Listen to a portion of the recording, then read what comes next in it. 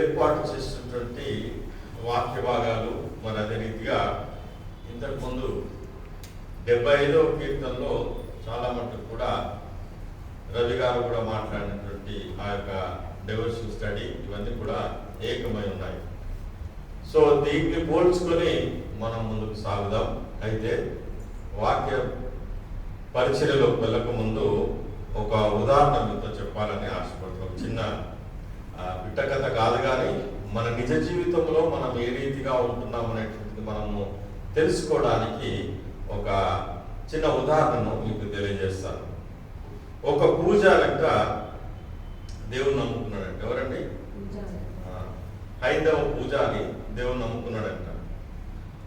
దేవుని నమ్ముకుంటే ఆ ఊరోళ్ళందరూ కూడా ఇదేం మతాన్ని పట్టినావురా నువ్వు, ఈ మత పిచ్చి బట్టి మా అందరినీ కూడా నిష్టగా ఉన్నటువంటి పూజలు చేసేటువంటి వాళ్ళని మమ్మల్ని మార్చేటువంటి అది పరిస్థితి వచ్చింది, కాబట్టి నువ్వు ఈ ఊళ్ళో ఉండడానికి వీల్లేదు అని కుటుంబీకులు ఊళ్ళందరూ కూడా అని వెలివేసింది. వెలివేస్తే ఆ పూజారి క్రైస్తవ మతాన్ని పుచ్చుకున్నాడు కాబట్టి మరి ఆ యొక్క వెలివేసినప్పుడు ఏదో ఉసూరు అంటూ ఇక ఊళ్ళో వదిలేసి పోవాలి కాబట్టి బయలుదేరి వెళ్ళి ఆ ఊళ్ళో కొండ మీదకి ఎక్కాడంట.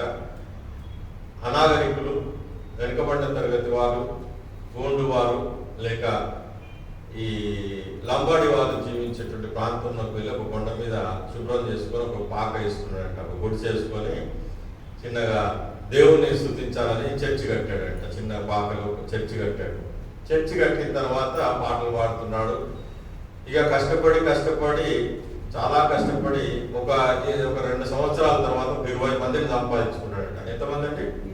ఒక 20 మంది విశ్వాసం సంపాదించుకొని సువార్త చేస్తా ఉన్నాడు అక్కడ కొండ మీద.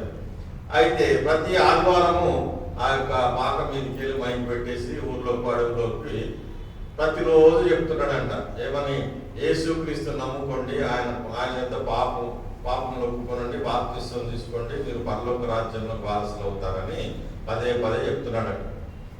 గట్టిగా 10 సార్లు ప్రతి ఆదివారం చెప్తా ఉన్నాడు. యేసు ప్రభు నమ్ముకోండి, మీ పాపాలు ఒప్పుకోండి, పరలోక రాజ్యంలో మీరు ప్రవేశిస్తారు అంటున్నాడంట. అయితే ఆ అడవిలో ఆ ప్రాంతంలో ఉన్నటువంటి మనుషులేమి కాదు కానీ ఒక నక్క విన్నదంట.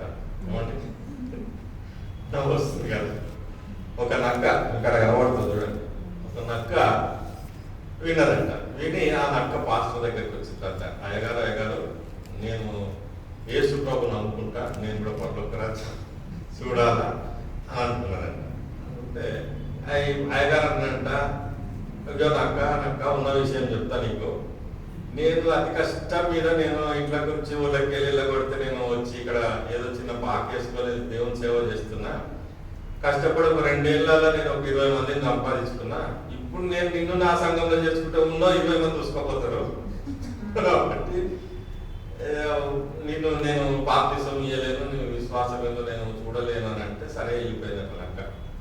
మళ్ళీ 2-3 సార్లు వచ్చి అయ్యగారు నేను యేసు ప్రభు నమ్ముకుంటాను. సరే ఇంతగానో అడుగుతుంది కదా అని చెప్పేసి సరే ఓ పని చేయనక్క, నువ్వు ప్రతి ఆదివారము చర్చికి వచ్చి కూర్చో, మా వాక్యం విను, మా పాటలు విను, నీ నడక, నీ ప్రవర్తన, నీది ఏ రీతిగా ఉందో నేను చూస్తాను, చూసిన తర్వాత ఆలోచన చేద్దామంటే ప్రతిరోజు ప్రతి ఆదివారం వస్తుందంట. వస్తూ ఉంటే మంచిగా పాటలు పాడుతుందంట. సరే వస్తుంది కదా నక్క అని అనుకున్నాడంట. మళ్ళీ 2-3 వారాలు అయిన తర్వాత మంచిగా ఒక వడ్రంగి దగ్గరికి పోయి ఒక పెద్ద చెక్క సిలువ చేసుకొని మెడలు వేసుకొని మంచిగా భక్తిగా వచ్చి కూర్చొని మొదట్లే ఆదివారం తెల్లవారకు ముందే ఆ యొక్క ఆలయం అంతా ఊడ్చి కార్పెట్లు వేసి శుభ్రం చేసి మంచిగా ముందే కూర్చొని భక్తిగా నిండు మోకాళ్ళతో చేతులు పైకెత్తి స్తోత్రం హల్లెలూయా చెప్పుకుంటా ఆరాధన చేస్తూ ఉందంట. సో చేస్తా ఉంటే ఈ నక్క కొంచెం పర్వాలేదులే, బాగానే ఉంది, మనసు మార్చుకున్నట్టుంది అని అనుకున్నాడంట. సరే ఆ యొక్క అయ్యగారు అన్నాడు, సరే నక్క బాగానే చేస్తుంది కదా అనుకొని నక్కను కూడా కొంచెం ప్రోత్సహిస్తా ఉన్నాడు. అయితే ఆ నక్క ఏం చేసింది, సంకొక ఇది షోల్డర్ బ్యాగ్ వేసుకొని దాంట్లో కరపత్రాకులు వేసుకొని ఊరంతా తిరుగుకుంటా ఒక 1 నెల 15 రోజులు 2 నెలలలోపు సంఘంలో ఒక 100 మందిని చేసిందంట. 100 మందిని విశ్వాసం చేసే వరకు అయ్యగారికి పాస్టర్కు అమ్మాయి నక్క బాగానే దొరికింది నాకు, ఎక్కడిక్కడ పోయిందో మొత్తానికి మా ఇంట్లో పోయి నక్క వచ్చి నక్కనైతే 100 మందిని చేసిందని చెప్పేసి ఒకరోజు మంచి రోజు చూసి ఆ నక్కను బాప్టిజం ఇచ్చి దావత్ చేసి మనం 2 రోజులు తెస్తాం కదా, ఎర్ర సీట్ పెద్దది ఒక సింగిల్ సీట్ తీసుకొచ్చి దాన్ని కూర్చోబెట్టి మంచిగా మీదకి శారవదాన్ని చేసి ఈ రోజు నుంచే మన సంఘం పెద్ద నక్క గారు, అందరితో కూడా నక్క గారు జిందాబాద్ అనిపించింది. సరే నక్క ఆ యొక్క సంఘానికి పెద్ద అయింది. అనుకోకుండా ఆయగారికి ఒక 4-5 రోజులు దూరం వెళ్ళి సువార్త కూడికలు వెళ్ళాల్సి వచ్చింది. ఈ నక్కకి చెప్పాడంట, నక్క మరి నువ్వు సంఘం పెద్దవు కదా, సంఘంలో ఉన్న ఆరాధనలన్నీ నువ్వు చూసుకోవాలా, మరి నేను కూడికలకు వెళ్తున్నాను మరి జాగ్రత్త అని చెప్పేసి అంటే, సరే నేను కూడా వస్తాయి కానీ నేను బస్సు ఎక్కిస్తాను అన్నాను. సరే బస్సు ఎక్కించిన ఆయగారు వెళ్ళిపోయాడు. ఇక నక్క 2-3 నెలల నుంచి ఈ చర్చలు పట్టుకునే ఉన్నది. ఆమె మా మనసులో ఏమొచ్చింది ఆ నక్కకి, ఆయగారు అయితే ఊరికి వెళ్ళిపోయాడు. ఇంక నేనైతే ఫ్రీడమ్ వచ్చింది నాకు, నేను నా దోస్తుల దగ్గరికి వెళ్తాను. చాలా కాలం మీద అడవిలోకి పోక మా ఫ్రెండ్స్ దగ్గరికి వెళ్ళి ఒకసారి అలాయ్ బలాయి తీసుకొని వస్తా అనుకొని అడవిలోకి పోయిందంట. అడవిలోకి పోతా పోతా ఉంటే సగం దూరం పోయే వరకే ఒక చచ్చిపోయిన జింక కనబడ్డది, చనిపోయిన జింక కనబడ్డదంట. దూరం వెళ్ళి చూసాము, నక్క మాంసం అంటే ప్రాణం ఇస్తుంది, ప్రాణం అన్న వదులుకుంటే మాంసం అన్న వదలదు నక్క, అటువంటి స్వభావం నక్కది. అయితే నక్క తిందునా వద్దా, ఎట్లా నేనేమో సంఘానికి పెద్దనైంది, ఈ పని చేయొచ్చా, తినొచ్చా తినొద్దా, నేను మోకాలుండి దేవుడు స్తుతిస్తున్నా అందరు కూడా నన్ను చూస్తారేమో, ఇక్కడ ఎవరు ఉన్నారు లేని లోపల మనసు చెప్తుందట, ఇక్కడ ఎవరు ఉన్నారే తిను అని లోపల చెప్తుందట. పైకి మాత్రం నేను సంఘం పెద్దను, నేను తిందునా వద్దా, సచిన జింక తిందునా, ఏం కాదులే, అయ్యో మెడలో సిలువ వేసుకున్నావు కదా ఎట్లా ఏం కాదులే తిను అంటే, ఆ జింకది ఆ లోపల మనసు అట్లా చెప్తుంది. జింక తోలు పట్టుకొని గుంజుతా ఉంటే గట్టిగా ఉంటుంది జింక తోలు. సో అది దాని పళ్ళతో బట్టి గుంజుతా ఉంటే వస్తుంది, అది సిలువ వచ్చి నోటి తగ్గుతూ ఉందట. ఇదేం సిలువ అని చెప్పేసి తీసి తంగడి చెట్టు తగిలించింది. తంగడి చెట్టు తగిలించి మంచిగా శుభ్రంగా మటన్ మంచిగా తినేసి మాంసం తినేసి ఆ తంగడి చెట్టు ఆ కొమ్మతో ఆకుతో మంచిగా మూడు తుడుచుకొని మళ్ళీ సిలువ వేసుకొని ఎప్పటిలాగా నాలాగా వచ్చి కూర్చుందట. నాలాగంటే బాగుంటుంది, మీ దగ్గర పెట్టుకోండి, మనలాగా వచ్చి కూర్చుందట. కూర్చొని ఏమరిగినట్టుగా ఉండి పాట పాడుతున్నది. నా హృదయము ఇంతగా మారే, నా యేసు వచ్చి నన్ను ఏడొచ్చింది, యేసు వచ్చింది, నన్ను చేయకూడని పని చేసి వచ్చింది, లోపల అంతరాత్మ చెప్తుంది దానికి. అయినా కానీ బాగా పాట పాడుతుందట. సరే పాట అయిపోయిన తర్వాత ఇంతకుముందు రవి గారు చెప్పినట్టుగా 139 కీర్తన తీసి ఆయగారు వాక్యం చెప్తున్నట. నీవు లేచుట, నువ్వు నడుచుట, నువ్వు కూర్చుండుట నేను నాకు తెలియను, నువ్వు ఎక్కడ వెళ్ళినది కూడా నాకు తెలియదు అన్నమాట. నా గురించి ఆయగారికి ఎవడో చెప్పిండు, నేను ఎక్కడ వెళ్ళిందని ఎవరు చూసిండు నా గురించి ఆయగారికి ఎవరు చెప్పాడు అని. దీనికి లోపల లోపల బాగా ఇది కోపం వస్తుంది. నువ్వు ఎక్కడ వెళ్ళుట చూసినావు, కూర్చుంటే నాకు తెలుసు అని 139 వాక్యం ఆయగారు చెప్తా ఉంటే, నువ్వు ఏం తిన్నావో కూడా నాకు తెలుసు అని అన్నాడు ఆయగారు. మాటలలో మాట అది కూడా వచ్చిందట. నేను పోయింది చెప్పిండు, నేను ఏం తిన్నదో కూడా నా గురించి ఒకటి చెప్పే సంఘంలో, నేను 100 మందిని చేస్తేనేమో నా గురించి ఆయగారికి ఒకటి చెప్పిండు అని చెప్పేసి లోపల లోపల గునుగుకొని ఇక ప్రార్థన అయ్యా కాకముందే పోయి, నాకు ఈ యొక్క సంఘం పెద్ద ఉన్నా ఊడినా పర్లేదు కానీ పోయి అయ్యగారిని అయితే అడుగుతాను కలవట్టుకొని అయ్యగారిని అడిగితే, ఏం చేసినామని అంటే అయ్యగారు నా గురించి ఎవరు చెప్పలేదా అని చెప్పినావు, చెప్పలేదంటే ఎవరో చెప్పినా ఒక తర్జన పర్జన. ఇంతకు ఏం చేసినామంటే, నేను ఊరికి పోయినా కదా, ఊరికి పోయినప్పుడు నేను అడిగితే నా దోస్తులను కలుద్దామని పోతే జింక మాంసం తిన్నా, నేను జింక మాంసం తెలియనట్టుగా ఎరగనట్టుగా వచ్చి మళ్ళా కూర్చున్నా, నా గురించి ఎవరు చెప్పిందంటే నీ గురించి నువ్వే చెప్పుకున్నావు చెప్పలేదు.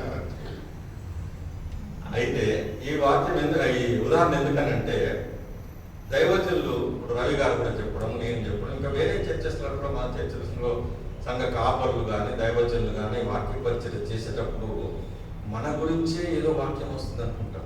కానీ కూర్చున్న వాళ్ళు ఏమనుకుంటారంటే, అయ్యగారు ముఖం పట్టుకుని నన్ను అనకుండా వాక్యంతో పొడుస్తూ ఉన్నాడే అని అనుకుంటున్నాం. కాదు, ఆ వాక్యంతో హెచ్చరికలు మనకు వస్తూ ఉంటాయి. అందుకే రవి గారు కూడా అన్నారు మంచి మాట, ఏంటి ఆశీర్వాదాలు వస్తాయని అంటాము, నీవు హెచ్చింపబడతా ఉంటావు, కానీ నీ ప్రాణంకు నీవు ఉత్తరవాది ఏంటి అనేటువంటిది మనము ఎక్కడ కూడా చాలా తక్కువగా వింటూ ఉంటాం. నీ జీవితం ఎటుపోతుంది, సువార్త చెప్పరు, ఆశీర్వాదాల గురించి చెప్తారు అంతేగాని, లేక నువ్వు ఇంకేదో అవుతావు ఆ రాజుల గురించి చెప్పి నువ్వు దావీదు రాజు నాకు ఎందుకు కావాలని అంటావు, ఎక్కడికో తీసుకుపోతారు వాక్యం చెప్పడం. దాన్ని ఏమంటారు, హిప్నటైజ్ చేసినట్టుగా నేను నిజంగానే దావీదు వల్ల రాజు అవుతాను అనే టైంలో తీసుకెళ్తారు వాక్యం. కానీ మన నిజ జీవితంలో దావీదు రాజుతో పోల్చుకోవడం తర్వాత సంగతి, కానీ మనము దేవుని దృష్టిలో అంగీకారమైనటువంటి జీవితం మనకు దేవుడు అనుగ్రహించినాడా లేదా అనేటువంటిది మనం ప్రశ్న వేసుకోవాలి. ఆ హెచ్చరికలు అనేటువంటిది చాలా మటుకు కూడా తక్కువగా ఉంటాయి సువార్తలలో. కానీ మనం ఎప్పుడైతే వాక్యం విన్నప్పుడు ఆయగారు చెప్పేటువంటి పాస్టర్ గారు చెప్పేటువంటి వాక్యాలు మనం పుచ్చుకుంటాయి కొన్నిసార్లు. అవును నిజమే, నా జీవితంలో నా కుమారులు, నా కుమార్తెలు, నా భర్త, నా భార్య, నా కుటుంబం అంతట్లో కూడా ఇటువంటిది మేము ఫేస్ చేస్తున్నాం కదా, నిజమే ఈరోజు ప్రభు నాతో మాట్లాడినాడు అనేటువంటిది మనము జ్ఞాపకం చేసుకోవాలి. కానీ అయ్యగారిని తిడితే అయ్యగారి మీద కోపపడి నిలబడుకుంటే నాకు ఏమీ రాదు, తననే ఒప్పేసుకుంది, నేను వెళ్ళినాను, నేను ఫలానా చేయకూడని పని చేసినాను అని ఒప్పేసుకుంది. ఆ రీతిగా మనము ఒప్పుకున్నటువంటి పరిస్థితి వస్తుంది. కాబట్టి మన నిజ జీవితంలో కూడా తెలుసుకోవాలి. చదవబడినటువంటి వాక్య భాగాలలో నుంచి మనం ముందుకు వెళ్దాం. యెహెజ్కేలు గ్రంథం 33వ అధ్యాయం మొదటి నుంచి. మరియు యెహోవా వాక్కు నాకు ప్రత్యక్షమై ఇలాగ సెలవిచ్చెను,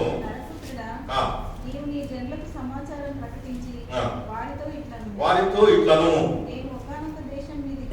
నేను ఒకానొక దేశము మీదికి ఖడ్గమును రప్పింపగా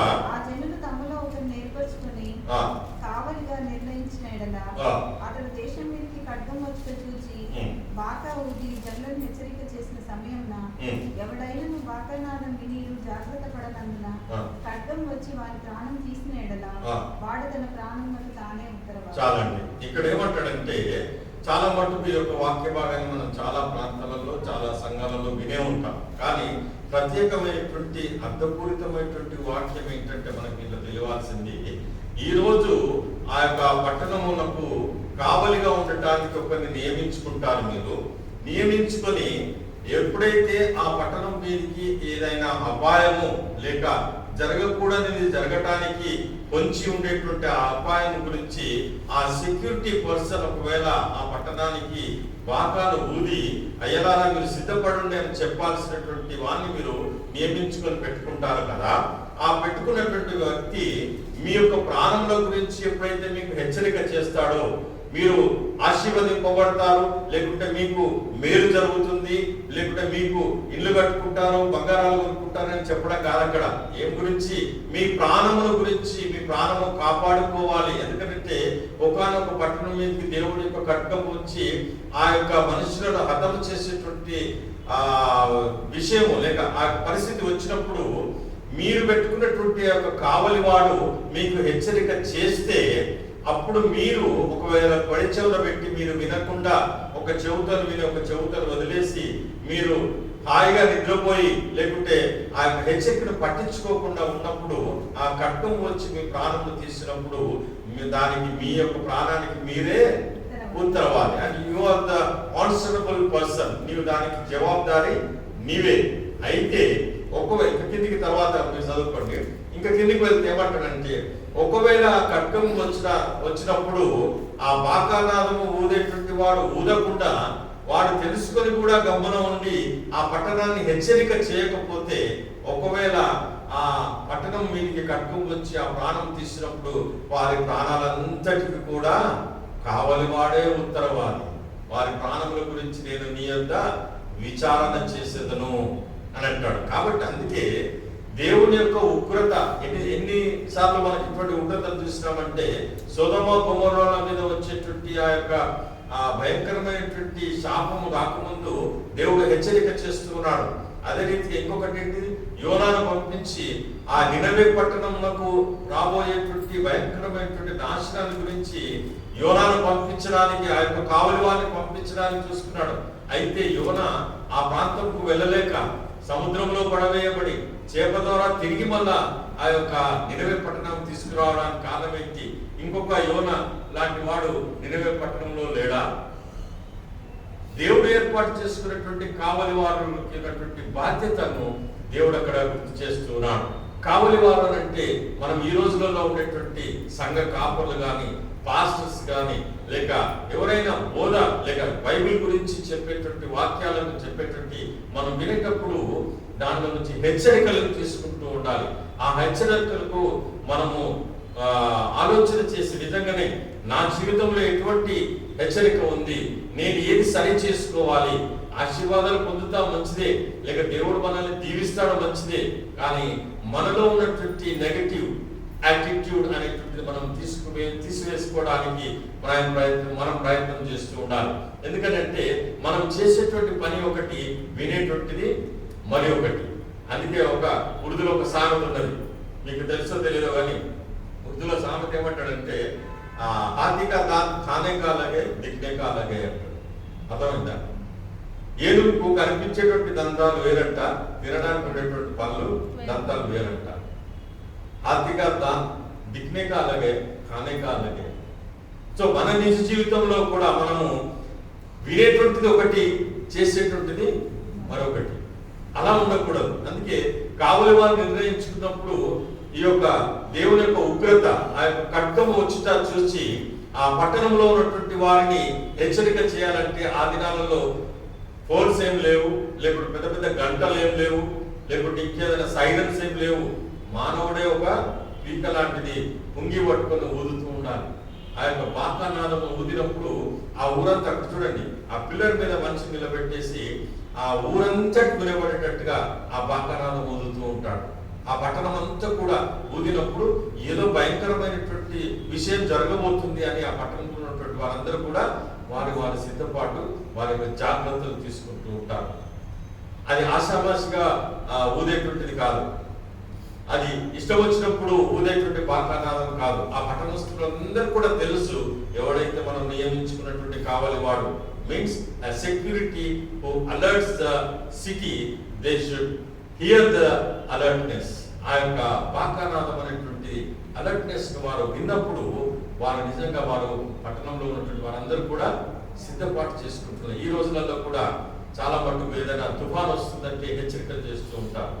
బెస్తవాళ్ళు సముద్రంకు వెళ్ళొద్దంటారు, సముద్రం తీర ప్రాంతంలో ఉన్నటువంటి వారిని ఖాళీ చేపించి తీసుకొస్తూ ఉంటారు. ఇప్పుడంటే చాలా డిజిటలైజ్డ్ ఇన్ఫర్మేషన్స్ వెళ్తూ ఉన్నాయి. కలెక్టర్స్ అందరూ కూడా కాన్ఫరెన్స్ లో పెట్టేసి మరి డిజిటల్ ఇన్స్ట్రక్షన్స్ ఆ యొక్క చీఫ్ మినిస్టర్ పట్ల స్టేట్స్ చీఫ్ మినిస్టర్స్ అందరూ కూడా హెచ్చరికలు చేస్తున్నప్పుడు మనందరూ కూడా ఊళ్ళు ఖాళీ చేసి రావడానికి ఆస్కారం ఉంటుంది. ఆ రీతిగానే ఆ దినాలలో మరి బాకానాదం మొదటప్పుడు దేవుడు అంటాడంటే, ఒకానొక పట్టణం మీదకి నేను నా ఖడ్గమును పంపిస్తున్నాను, నినవే పట్టణాన్ని నేను నాశనము చేయబోతున్నాను.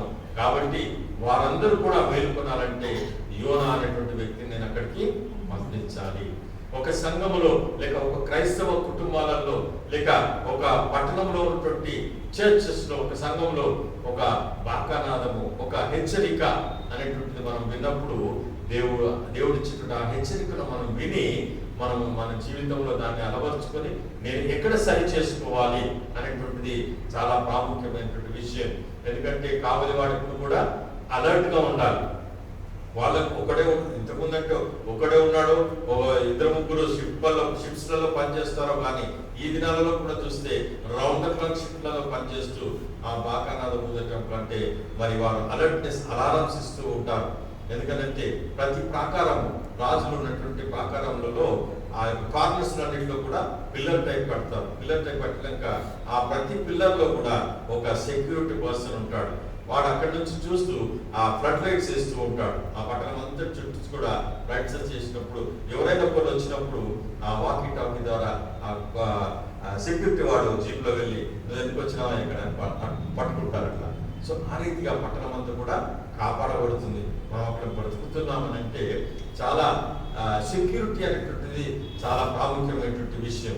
మన భారతదేశం కూడా ఈరోజు మనం ఇంత ఇదిగా మనం ఉన్నామంటే శత్రు దేశాలు అనేటువంటి పాకిస్తానే కానీ ఇంకోటి కానీ మన మీద బాంబులు వేయాలంటే ఎప్పుడైనా వేయొచ్చు, కానీ వేయలేకపోతున్నారు. ఎందుకో తెలుసా?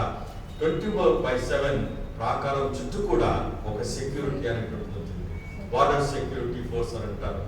ఈ యొక్క గవర్నమెంట్ ఆఫ్ ఇండియా ప్రతి ఒక 20 అడుగులకు ఒక సెక్యూరిటీ గార్డ్ ఉంటాడు. వాడు చలి వచ్చినా, వర్షం వచ్చినా, బురదలో నడిచినా, పాములు వచ్చినా వానికి ఒక లైట్ ఉండదు, ఒక దీపం ఉండదు. వాడు లైట్ వేయొద్దు, మనకి ఇన్స్ట్రక్షన్స్ ఉంటాయి. ఎందుకో తెలుసా? వాడు లైట్ వేయకూడదు, ఒక టార్చ్ లైట్ కూడా వేయొద్దు. ఎందుకంటే అక్కడ మనిషి ఉన్నాడని శత్రు దేశంలోకి తెలుస్తుంది. కాబట్టి వాడు ఉండేటువంటి ఆ యొక్క చిన్న డేరాలో కానీ ఆ టెంట్లో కూడా లైట్ చిన్న గుడ్డ దీపం పెట్టుకొని లోపల ఉంటాడు, షిప్లలో వెళ్ళి రావడానికి. సో ఈ రీతిగా మన దేశం చుట్టూ కూడా ఒక సెక్యూరిటీ ఉంటుంది. అప్పుడు ఏమవుతుందంటే ఈ ఇంటెలిజెన్స్ వాళ్ళు మరి గవర్నమెంట్ ఆఫ్ ఇండియా వాళ్ళకి తెలియజేసినప్పుడు వాళ్ళు ఒక హెచ్చరిక చేస్తారు. ఆ ప్రాంతంలో ఉన్నటువంటి వారు అలర్ట్గా ఉండండి, పక్కన ఉన్నటువంటి ఆ యొక్క దేశం లేక శత్రు దేశం మన మీద దాడి చేయడానికి వస్తున్నారు అన్నప్పుడు we will be in a stable situation. మనం ఒక నిర్ణయం తీసుకునేటువంటి ప్రక్రియలో మనం ఉన్నప్పుడు ఒక నిశ్చయత అనేటువంటిది మనలో రావాలి. అదే రీతికి ఇక్కడ ఏమంటాడంటే హెచ్కేలుతో నరపుట్టుగా నేను ఒకానొక దేశం మీదకి నేను నా ఖడ్గమును వచ్చుట చూసి బాగా ఊది జనులను హెచ్చరిక చేసిన సమయమున ఎవడైనను బాగా నాను వినియును జాగ్రత్త పడనందున ఖడ్గము వచ్చి వాని ప్రాణము తీసినగా వాడు తన ప్రాణములకు తానే ఉత్తరవాలి. ఎవడి that is decision of individuals. వారి యొక్క జీవితం గురించి వారు ఆ హెచ్చరికను అంగీకరించాలి. అంతేకాని సువార్త కూడికలలో ఈ రోజులలో చాలా మటుకు చూసుకుంటే బ్రదర్ అన్నట్టుగా ప్రాస్పెరిటీ గాస్పెల్ అంతే. నువ్వు ఆశీర్వదింపబడతావు, నువ్వు ఫలానా అవుతావు, నువ్వు ఇల్లు కట్టుకుంటావు, నీ పిల్లలు కొడతారు, నువ్వు కారు కొనుక్కుంటావు, నువ్వు అది ఇది అది అయ్యేదేందో తర్వాత సంగతి. కానీ వాళ్ళని అంతా కూడా ఆశీర్వాదాలతో చెప్తే ఇక్కడ బాగుంది వాక్యం అనుకుంటారు. హెచ్చరిక చెప్తే రాదు. పైగా నన్నే అంటాడు, ఇంతకుముందు అన్నట్టుగా నా గురించి ఎవడు చెప్పేది కదా, నేను వెళ్ళింది ఎవడు చెప్పేది, నేను తిన్నది ఎవడు చెప్పేది, నాకున్నటువంటి సంఘ పెద్ద ఉన్నా ఊసుకపోయినా సరే కానీ ఆయగాన్ని మాత్రం నిలదీస్తా. ఇటువంటి ఈ రోజులలో వచ్చినాయి. కానీ హెచ్చరిక అనేటువంటిది it is very important in the Christian family or Christian life. మన జీవితంలో బాకానాలు వినియును వాడు జాగ్రత్త పడకపోయేది కనుక తన ప్రాణము తానే ఉత్తరవాలి. ఏలైనగా వాడు జాగ్రత్త పడిన ఎడలా రక్షించుకున్నాడు. తన ప్రాణంలో రక్షించుకోవడం అంటే ఆ చావు నుంచే కాదు. ఈ దినాలలో మనం తీసుకుంటే ఆత్మీయమైనటువంటి రక్షణ.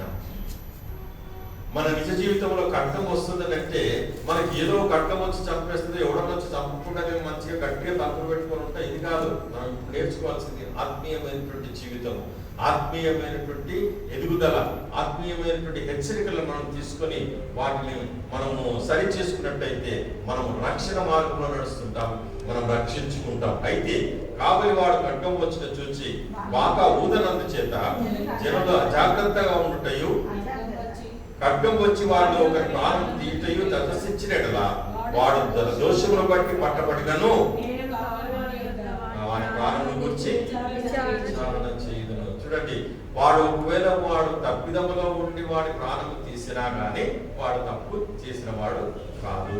ఎందుకంటే హెచ్చరిక అనేటువంటిది చాలా ఇంపార్టెంట్. ఈ దినాల్లో హెచ్చరికలు చాలా తక్కువగా ఉంటున్నాయి. కానీ హెచ్చరిక చేసేటువంటి సంఘ కాపులకు ఇచ్చేటువంటి బాధ్యత ఏంటంటే నీవు బాకానాదం ఉండి ఊది వారి యొక్క ఆత్మల రక్షణ కొరకు వారిని హెచ్చరిక చేయవు అని అంటాడు. ఆ రీతిగానే గత కాలంలో కూడా పౌలు గారు కానీ స్టెఫెను కానీ అనేకులు మరి యేసు ప్రభు గురించి సువార్తను ప్రకటించేటప్పుడు అనేకమైనటువంటి శిక్షలు పొందినారు. చదవబడుతుంటే అపోస్తుల కార్యములు తీసుకున్నాం. అపోస్తుల కార్యములు 6వ అధ్యాయం 8 నుంచి 15లో మనం చూసుకుంటే స్టెఫెను కృపతోను బలముతోను నిండిన వాడై ప్రజల మధ్య మహత్కార్యములను చాలండి. ఇక్కడ మనము స్టెఫెను గురించి చూసుకుంటే 6-7 అధ్యాయాలు చూస్తే ఆయన చరిత్ర, ఆయన యాటిట్యూడ్, ఆయన క్యారెక్టర్, ఆయన చేసినటువంటి పని, ఆయన ఏ రీతిగా చనిపోయినాడు అని అన్ని కూడా దాంట్లో ఈ 2 అధ్యాయాల్లో ఉంటుంది.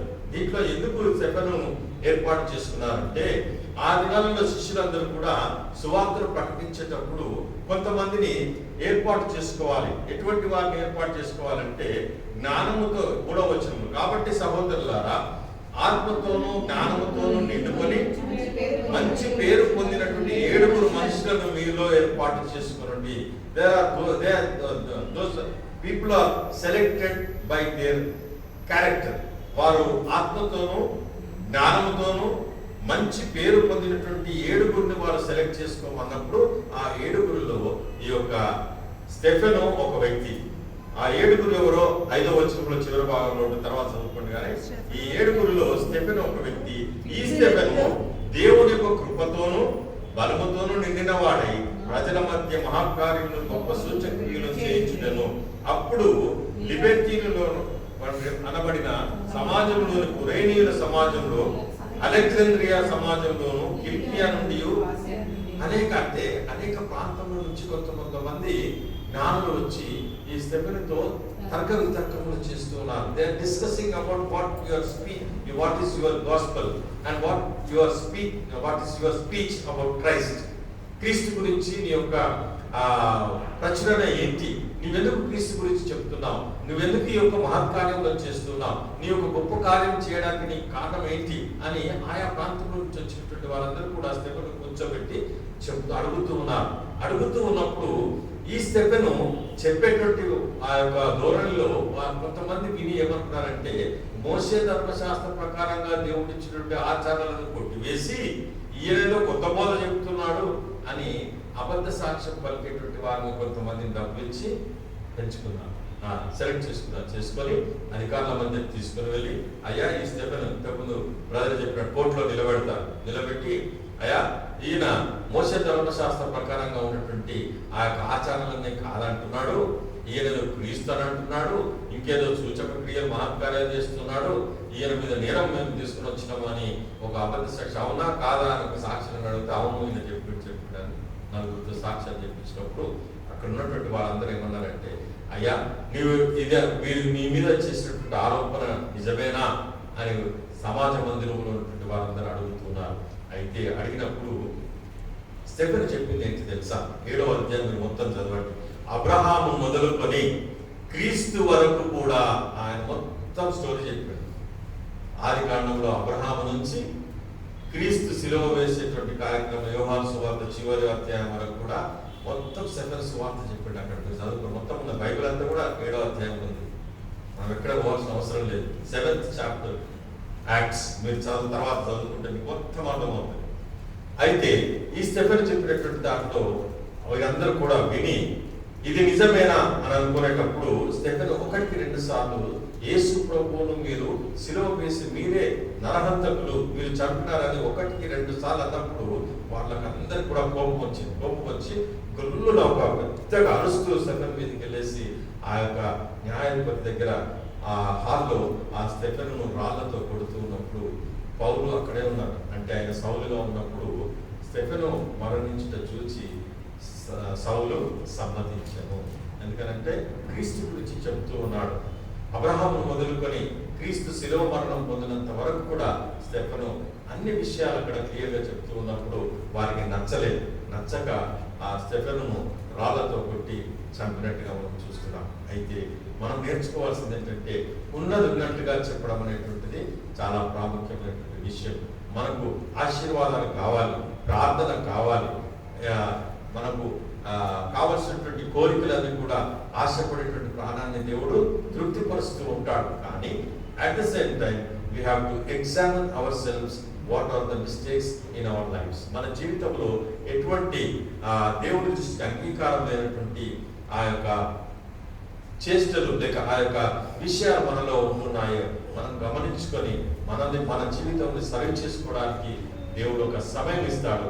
ఆ సమయంలో ఆ ఖడ్గాన్ని పంపించక ముందు మనము దేవుని సన్నిధిలో మన యొక్క జీవితం విషయంలో దేవునికి మొరపెట్టుకున్నప్పుడు దేవుడు మనకు సహాయం దయచేసి మనము నిరీక్షణ కలిగి ఆయన యొక్క రక్షణ మార్గంలో నడుస్తామని ప్రభు మనకు తెలియజేస్తున్నాడు. అయితే ఈ స్టెఫెను బ్రతకాలంటే బ్రతకొచ్చు. అవునయ్యా నేను చెప్పాను, ఇప్పటి నుంచి నేను చెప్పలే, ఎక్కడన్నా మూలకు ఒక సంఘం కట్టుకొని నేను సువార్త చేసుకుంటా అంటే ఆయన వదిలిపెట్టేస్తుంది స్టెఫెన్ కదా. స్టెఫెన్ వదిలిపెడుతుంది. క్రీస్తులు కూడా పిలాతు దగ్గరికి వచ్చినప్పుడు ఏమయ్యా నువ్వు క్రీస్తువా అంటే నువ్వు అన్నట్టే అన్నాడు. నీ రాజ్యం వేరే అంటే నా రాజ్యం వేరు, మీ రాజ్యం వేరే. మరి వీళ్ళంతా అబద్ధం చెప్తున్నారు. మీరు ఒక్క మాట అన్నాడు. వాళ్ళు తప్పయ్యా నా ముందు ఒక్క మాట నువ్వు నిరూపించుకో అంటే ఒక్క మాట కూడా వేసుకోవు, మాట్లాడు, ఒక్క మాట చెప్పు అన్నట్టు పిలాతు. వేసుకోవు, నేను నిన్ను వదిలిపెడతాను అంటే పైనుండి నీకు అధికారం ఇస్తేనే కానీ నీకు ఈ అధికారం లేదు అని అంటాడు వేసుకో క్రీస్తు. కాబట్టి ఆ రీతిగా పైనుంచి వచ్చినటువంటి అధికారంతో ఉంటేనే అంటే అది దేవుని యొక్క ప్రణాళిక. ఒక్క మాట వేరేగా ఒక మాట వ్యతిరేకంగా చెప్పేస్తే యేసుప్రభు కూడా వదిలిపెట్టబడ్డాడు. స్టెఫెను వదిలిపెట్టేటువంటి వాడు, పౌలును వదిలిపెట్టేటువంటి వాడు. కానీ అక్కడ ఉన్నటువంటి యూదులందరూ కూడా పౌలును హింసించేటప్పుడు ఏమన్నాడంటే నేను రోమాకు వెళ్ళి కైసరు యుద్ధ నేను విచారణ చేస్తానన్నాడు. అందుకని ఆయనను సముద్ర ప్రయాణం అంతట్లో కూడా మరి దేవుడు తోడైంది. ఆ యొక్క శతాధిపతులను ఆయనతో పాటు వెళ్ళినటువంటి 278 మంది ఆ పౌలుతో ఖైదీలుగా రోమా సామ్రాజ్యంలో కైసరు తీసుకొని వెళ్ళినప్పుడు అనేకమైనటువంటి కష్ట నష్టాలు ఎదుర్కొన్నారు. పడవ చివరికి ఊడిపోయి ఆయన చెక్కల మీద ఈదుతూ ఆ పట్టణానికి వెళ్ళినారు. అయితే అంతకుముందే పౌలు హెచ్చరిక చేస్తే వాళ్ళు వినలేదు. ఈ హెచ్చరికలు అనేటువంటిది క్రైస్తవ జీవితంలో చాలా ప్రాముఖ్యం. మనల్ని హెచ్చరిక ద్వారా దేవుడు మాట్లాడుతూ ఉంటాడు. ఆ మాటలను మనం విని మన యొక్క హృదయంలో ఉన్నటువంటి మన హృదయంలో ఆయన అంగీకరించి మనం ముందుకు సాగినప్పుడు దేవుడు మనకు సహాయం దయచేస్తాడు. అయితే ఈ కావలి వాడు ఏ రీతిగా ఉండాలంటే ఇప్పుడు మనం చదువుకున్న సువార్త పాఠంలో కింద మార్కు సువార్త 10వ అధ్యాయం 32వ వచనం. వారు ప్రయాణమై యెరూషలేమునకు వెలుచుండిరి. యేసు వారికి ముందుగా నడుచుచుండగా ఎందుకంటే విస్మయం ఉండాల్సిన అవసరం ఏముంది? అందరితో పాటు నడుస్తున్నాడు కదా. కాదు, యేసు వారందరికీ ముందుగా నడుచుచుండగా the anointed person, the selected person, the person who was an in charge లేకుంటే ఒక పాస్టర్ అనేటువంటి ఒక దైవజనుడు అనేటువంటి వాడు ముందుగా నడుస్తూ ఉండాలి. ముందుగా నడిచినప్పుడు వారు విస్మయం ఉంది, వెంబడించి వారు భయపడి అప్పుడు ఆయన మరలా 12 శిష్యులను పిలుచుకొని తనకు సంభవింపబో వాటన్నిటిని వారికి తెలియజేస్తున్నాడు. ఎందుకంటే Jesus was in the first line. Yesu ప్రభు నడిచేటప్పుడు ఆయన వెంట జనసమూహం వచ్చింది. ఆ లీడర్ అనేటువంటి వాడు ముందు నడుస్తూ ఉండాలి. ముందు నడుస్తూ ఉన్నప్పుడు he is called as a leader. Leader must be like a ladder అంటాడు. ఏమంటుంది తెలుసా? Leader must be like a ladder. అంటే లాడర్ అంటే మీద నుంచి ఎక్కాలి. So somebody should reach some place అని అంటే మన మీద నుంచి పైకి వెళ్ళాలి. Leader must lead the people to reach the place where they want. మరి ఎక్కడికైతే వెళ్ళాలనుకుంటారో ఆ లీడర్ చేతిలోనే ఉంటుంది. కాబట్టి కావలి వాడు ముందు నడవాలి. యేసు ప్రభు తన శిష్యులకు ముందుగా నడిచెను. స్టెఫెను ముందుగా నడిచి వారందరికీ కూడా కూర్చోబెట్టి ఆయా దేశం నుంచి వచ్చినటువంటి వారితో తగ్గించి గట్టిగా యేసు ప్రభు విషయంలో గట్టిగా మాట్లాడినందుకు వారు రాళ్లతో కొట్టి చంపినారు. గట్టిగా మాట్లాడితే ఈ రోజులలో బ్రతకనీయం. కానీ హెచ్చరికలు చేస్తూనే ఉండాలి. చనిపోయినాను సరే, క్రీస్తు కొరకు నేను చనిపోయినాను సరే, నేను మాత్రము హెచ్చరిక చేస్తా అని డిసైడ్ చేసుకున్నాడు స్టెఫెను. అదే రీతిగా పౌలు కూడా తనకి ఎటువంటి శిక్షలు వచ్చినప్పటికీ పౌలు జీవితం అంతా కూడా చెరసాల. ఏ ప్రాంతం వెళ్ళినా కానీ ఆయన పట్టుకొని చెరసాల.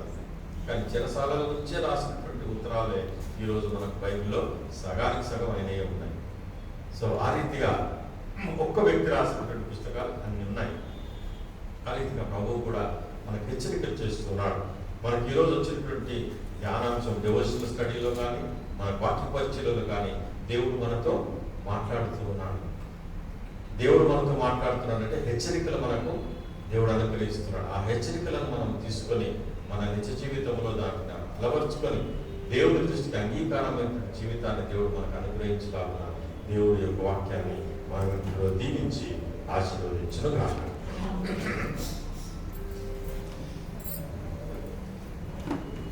మగము తండ్రి ఇంటికి మాధుర్య ప్రేమ ప్రపంచము చూపి